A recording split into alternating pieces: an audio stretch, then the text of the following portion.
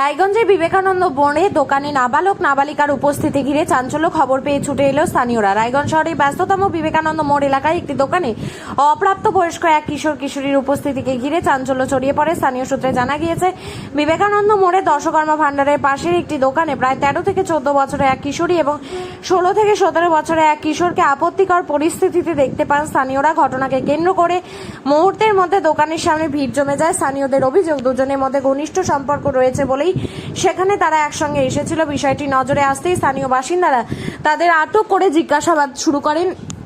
খবর ছড়িয়ে পড়তেই এলাকায় ব্যাপক চাঞ্চল্যের সৃষ্টি হয়। তবে যেহেতু ঘটনায় দুজনই নাবালক নাবালিকা, তাই তাদের পরিচয় প্রকাশ করা হচ্ছে না।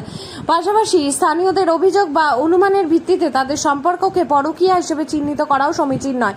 ঘটনার প্রকৃত কারণ এবং সেখানে তাদের উপস্থিতির বিষয়টি তদন্তের মাধ্যমে স্পষ্ট হতে পারে। ব্যস্ত জনবহুল এলাকায় অপ্রাপ্তবয়স্ক দুজনের এমন পরিস্থিতিতে উপস্থিতির ঘটনা সামনে আসায় স্বাভাবিকভাবেই নানা প্রশ্ন উঠেছে। নাবালক নাবালিকাদের নিরাপত্তা এবং তাদের প্রতি পরিবারের নজরদারি নিয়ে নতুন করে আলোচনা শুরু হয়েছে এলাকায়।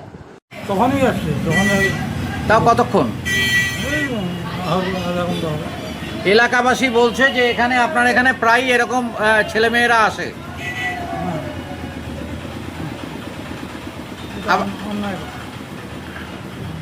তা আজকে এই ছেলে মেয়ে দুটো তো এসছে, একদম টিনেজারের ছেলে মেয়ে, একদম অল্প বয়স।